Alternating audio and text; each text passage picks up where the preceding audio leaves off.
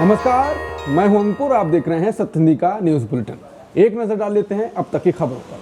बिहार चुनाव को लेकर वोट वाइब सर्वे हुआ है। सर्वे के मुताबिक नीतीश सरकार के खिलाफ भयंकर सत्ता विरोधी लहर है। सर्वे में 48.6% लोग सत्ता के विरोध में थे, एंटी इनकम्बेंसी थी और सरकार के समर्थन में 32% लोग दिखे और ना विरोध और ना पक्ष में रहने वाले 14% लोग थे और जिनको पता ही नहीं था वो 5% से ज्यादा थे।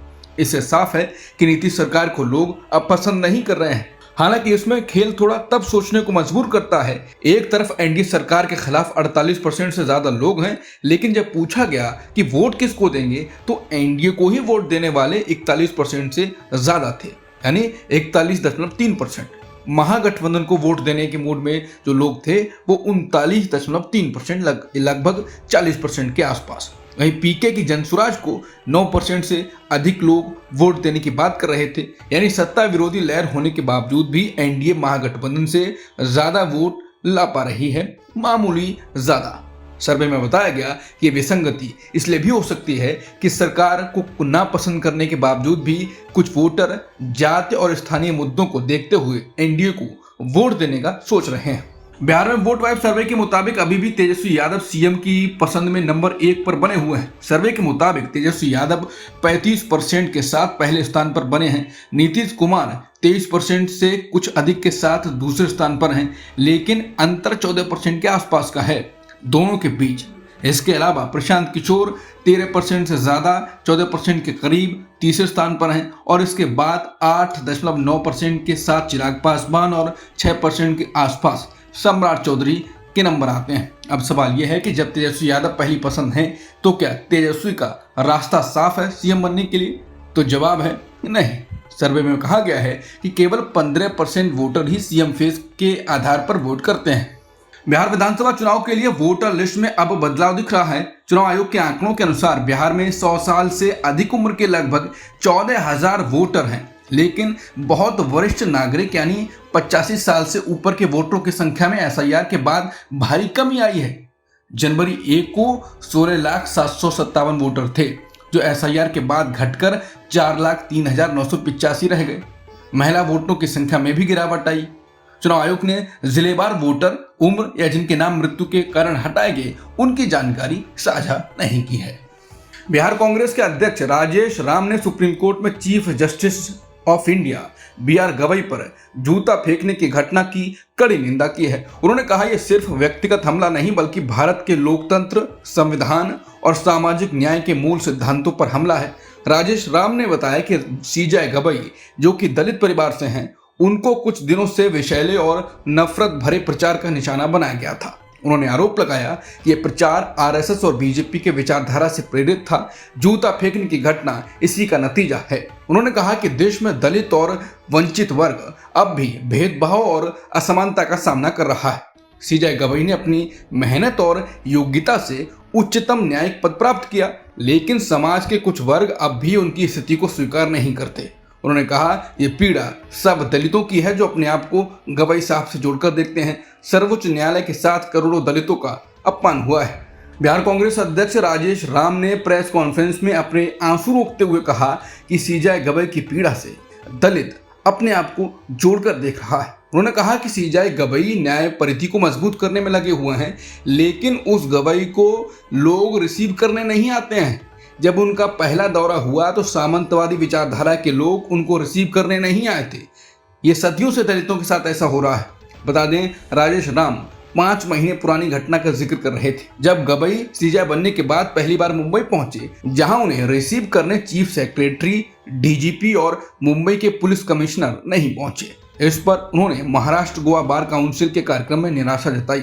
सीजे गवई ने कहा था, मैं ऐसे छोटे छोटे मुद्दों पर बात नहीं करना चाहता, लेकिन इस बात से निराश हूं कि महाराष्ट्र के बड़े अफसर प्रोटोकॉल का पालन नहीं करते। लोकतंत्र के तीनों स्तंभ समान हैं और उन्हें एक दूसरे के प्रति सम्मान दिखाना चाहिए। राइट विंग के यूट्यूबर अजीत भारती को सीजे के खिलाफ हिंसा भड़काने के लिए पूछताछ के लिए थाने बुलाया गया। खबरें चलती रही कि अजीत भारती गिरफ्तार हुए फिर कुछ ही देर बाद अजीत भारती थाने से बाहर आते हुए दिखाई देते हैं। अजीत के साथ बीजेपी के प्रवक्ता शिवम त्यागी आ रहे होते हैं। ऐसा वीडियो सोशल मीडिया पर शेयर किया जा रहा है। इस पर टिप्पणी की जा रही है कि अजीत भारती को बीजेपी प्रवक्ता ने छुड़वाया।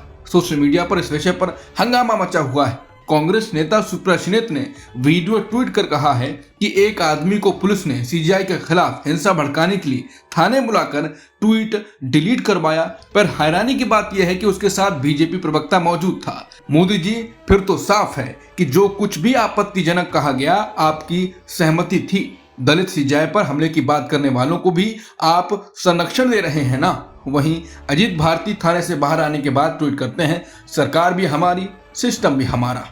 मिशन अंबेडकर के संस्थापक ने अटॉर्नी जनरल आर वेंकटरमणी को पत्र लिखा। उन्होंने सुप्रीम कोर्ट में सीजीआई बीआर गवई पर हमले की कोशिश को भड़काने में शामिल 2 लोगों के खिलाफ क्रिमिनल कंटेम्प्ट की कार्रवाई शुरू करने की अनुमति मांगी। पत्र में कहा गया कि 21 सितंबर को धार्मिक प्रचारक अनिरुद्धाचार्य ने एक वीडियो जारी किया था जिसमें उन्होंने सीजीआई को धमकाया। वीडियो में वो कहते हुए सुनाई देते हैं, अगर तुम्हें अपनी छाती फड़वानी है तो मुझे बता दो। इसके अलावा यूट्यूबर अजीत भारती ने भी सोशल मीडिया पर आपत्तिजनक बयान दिए। मिशन अंबेडकर ने लिखा, ये सभी बातें और कार्य न्यायपालिका के खिलाफ हिंसा भड़काने के लिए हैं। इस तरह के सार्वजनिक प्रलोभन ने माहौल गर्म कर दिया है और देश में तनाव बढ़ा दिया है। सुप्रीम कोर्ट के चीफ जस्टिस बीआर गवई पर हुए जूता फेंकने की कोशिश की देश भर में आलोचना हो रही है, लेकिन इसी बीच कर्नाटक बीजेपी के नेता और पूर्व आईपीएस अधिकारी भास्कर राव का बयान विवादों में आ गया है। भास्कर राव ने उस वकील की हिम्मत की तारीफ कर दी जिसने सीजीआई गवई पर जूता फेंका था। उन्होंने अपने एक्स पोस्ट में लिखा कि कानूनी तौर पर गलत है, लेकिन मैं उसकी हिम्मत की सराहना करता हूं कि वो अपनी बात पर डटा रहा। हालांकि बाद में उन्होंने ये पोस्ट डिलीट कर दिया। इस बयान के बाद कांग्रेस नेता मंसूर खान ने तीखी प्रतिक्रिया दी। उन्होंने कहा कि आप कभी कानून की रक्षा करते थे, अब उसी पर हमला करने वाले की तारीफ कर रहे हैं। एक पूर्व आईपीएस अफसर से ऐसी सोच शर्मनाक है। इस बयान ने राजनीतिक हलकों में नई बहस छेड़ दी है। लोग कह रहे हैं कि अब तो साफ हो गया कि इसके पीछे कौन है। देश के चीफ जस्टिस बीआर गवई की मां कमलताई गवई ने सुप्रीम कोर्ट में हुए जूता फेंकने की घटना पर सख्त नाराजगी जताई। उन्होंने कहा कि सिर्फ मेरे बेटे पर नहीं, संविधान पर हमला है। कमलताई ने अमरावती में पत्रकारों से बात करते हुए कहा कि ऐसे कृत्य देश में अराजकता फैलाने जैसे हैं। असहमति जताने का अधिकार हर नागरिक को है, लेकिन कानून हाथ में लेने का किसी को हक नहीं। उन्होंने ये भी कहा कि लोकतांत्रिक संस्थाओं की गरिमा की रक्षा करना हम सबकी जिम्मेदारी है। बता दें, सोमवार को सुप्रीम कोर्ट में एक वकील राकेश किशोर ने सीजीआई गवई की बेंच पर जूता फेंकने की कोशिश की थी और नारे लगाए थे, सनातन का अपमान नहीं सहेगा हिंदुस्तान। अमेरिका में छात्र वीजा जारी करने में इस साल अगस्त में भारी गिरावट देखी गई। राष्ट्रपति ट्रंप की सख्त नीतियों के कारण वीजा संख्या में लगभग 19% की कमी आई।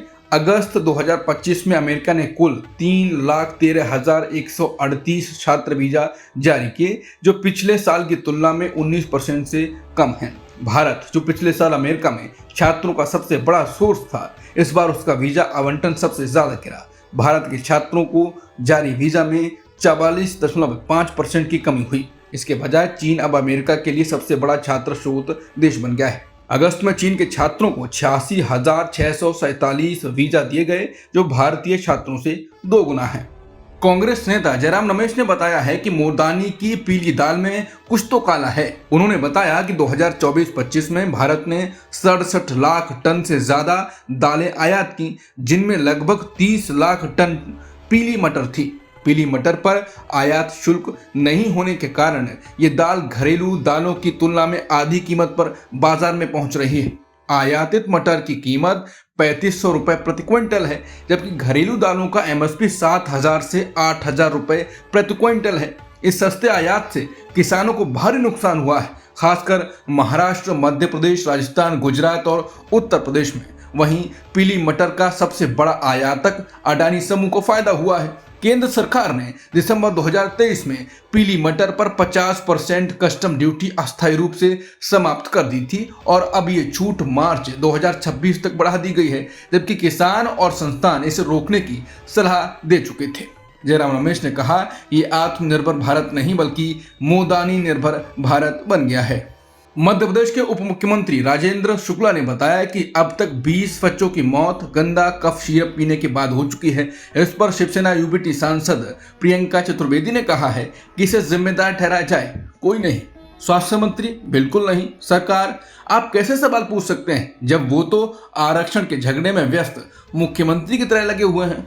तालिबान शासन के कार्यवाहक विदेश मंत्री आमिर खान मुत्तकी की भारत यात्रा से पहले ही भारत सरकार ने एक बड़ा कदम उठाया। भारत जिस क्षेत्रीय समूह का हिस्सा है, उसने पहली बार मुत्तकी को सदस्य के तौर पर स्वीकार कर लिया है। इससे तालिबान को औपचारिक मान्यता देने की दिशा में एक कदम माना जा रहा है। गौरतलब है कि आमिर खान मुत्तकी संयुक्त राष्ट्र सुरक्षा परिषद की प्रतिबंधित सूची में शामिल हैं, लेकिन उन्हें भारत आने की विशेष अनुमति दी गई है। वो गुरुवार से 5 दिन की भारत यात्रा पर है। सूत्रों के मुताबिक मुत्तकी को भारत में विदेश मंत्री के स्तर का पूरा सरकारी प्रोटोकॉल दिया जाएगा। वो 10 अक्टूबर को दिल्ली के हैदराबाद हाउस में भारत के विदेश मंत्री एस जयशंकर से मुलाकात करेंगे। हालांकि इस दौर को लेकर ये सवाल उठ रहे हैं कि क्या भारत तालिबान को मान्यता देने जा रहा है। अफगानिस्तान को लेकर रूस में हुई बड़ी बैठक में भारत ने ऐसा रुख अपनाया जिसने सबको चौंका दिया। भारत ने तालिबान, पाकिस्तान, चीन और रूस के साथ मिलकर अमेरिका के खिलाफ मोर्चा खोल दिया। मामला है अफगानिस्तान के बगराम एयरबेस पर अमेरिकी राष्ट्रपति ट्रंप के कब्जे की कोशिश का। मॉस्को में हुई इस बैठक में सभी देशों ने एक साझा बयान जारी कर कहा कि किसी भी देश द्वारा अफगानिस्तान या उसके पड़ोसी इलाकों में अपनी सैन्य मौजूदगी बढ़ाने की कोशिश क्षेत्रीय शांति और स्थिरता के खिलाफ है। इस बैठक में अफगानिस्तान, भारत, ईरान, कजाकिस्तान, चीन, किर्गिस्तान, पाकिस्तान, रूस, ताजिकिस्तान और उज्बेकिस्तान के अधिकारी शामिल हुए। बेलारूस ने इसमें विशेष अतिथि के तौर पर हिस्सा लिया। अब सबकी नजर इस हफ्ते होने वाली तालिबान के विदेश मंत्री आमिर खान मुत्तकी की भारत यात्रा पर है। ब्रिटेन के प्रधानमंत्री कीर स्टारमर बुधवार सुबह मुंबई पहुंचे। ये उनकी 2 दिन की भारत यात्रा है, जिसमें उनके साथ करीब 125 लोगों का बड़ा प्रतिनिधि मंडल आया है, जिसमें कई सीईओ, उद्योगपतियों, विश्वविद्यालयों और संस्थानों के प्रतिनिधि शामिल हैं। ये यात्रा ऐसे समय में हो रही है जब भारत और ब्रिटेन ने जुलाई 2025 में प्रधानमंत्री मोदी की लंदन यात्रा के दौरान एक बड़ा व्यापार समझौता साइन किया था। अब तक की खबरों में इतना ही। बाकी खबरों के लिए बने रहिए सत्य हिंदी के साथ।